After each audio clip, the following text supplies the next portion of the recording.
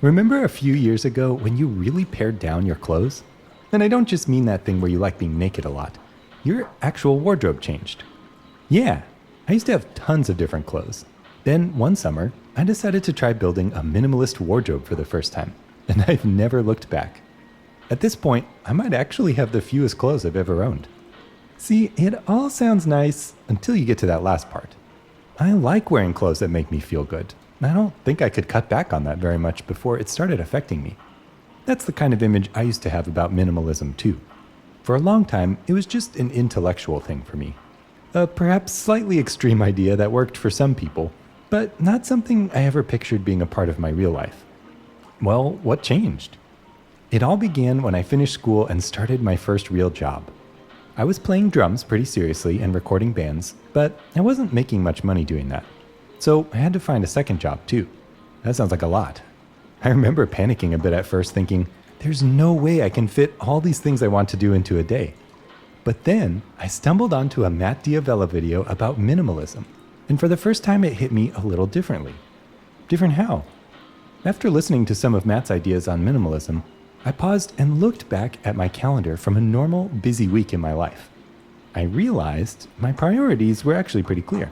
Spending time with the people I loved, making music, and of course my day job that was paying for all the rest of it. The problem though was that on any given day, I was actually putting a lot of time and energy into things I cared even less about than my day job. Like what? You know, the million little choices you make each day that don't matter much on their own, but add up fast. Like hidden cracks in your daily routine that allow your energy to escape unnoticed. And that was what stuck with me from Matt's video. I asked myself, what would happen if I simplified just the parts of my life that weren't priorities? Would that enable me to do more of the things I wanted? And is that where the wardrobe idea came in? Yeah. See, I like clothes too, but I realized how many decisions they required. What to wear, what to change into, what shoes would match, and then when I needed to wash everything so the next day's clothes would match again. So I came up with my own minimalist wardrobe experiment. I picked my favorite clothes, chose 2 colors of each, and bought enough to wear for a full week. No thinking required, just easy rotation. And you know what? It actually made a difference. Seeing how much energy I'd gained from just that one change then inspired me to look for other aspects of my daily routine to simplify. I started making more one-time decisions and building habits that I could run on autopilot. Wow, it sounds so natural when you put it like that. But it's a slippery slope, right? Like one day you're innocently donating some extra shirts, and the next you've suddenly gotten rid of everything you hold dear and you've got nothing left to your name but a single bowl and a spoon. Well, you don't have to take it that far. I know I didn't. To tell you the truth, the way I thought about minimalism actually started to change the more I tried it. See, I realized it's not just about less, it's also about more. Wait, more?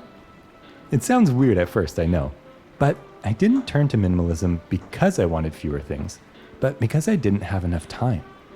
And while it didn't magically create more hours in my day, minimalism did help me protect the energy I already had, which opened up more time for the things that really mattered to me. I see. So you weren't getting rid of things just for the sake of having less, but to gain back more space and energy in your life. Exactly. I used to wake up and immediately face a mountain of little decisions. What to wear, what to eat, when to see friends. But after kicking off my minimalism experiment, I was able to wake up, put on my favorite clothes, eat my favorite breakfast, go to the gym on time, and then change into more of my favorite clothes after showering. No decision fatigue in sight. Some days, I even had time to grab coffee with a friend and come home to mix a song before needing to leave for work. I think I'm starting to get it now. All those little insignificant decisions were actually eating away at your time and energy, and leaving less for the things you actually cared about. Yeah, that's it. And as I started to find balance, the experiment itself became an ever-improving loop. Fewer decisions, more defaults, less friction, more momentum. I finally had the energy and space to build the bigger life I'd been longing for. And you didn't have to stop liking clothes to get there. And you still have more than one spoon. Exactly.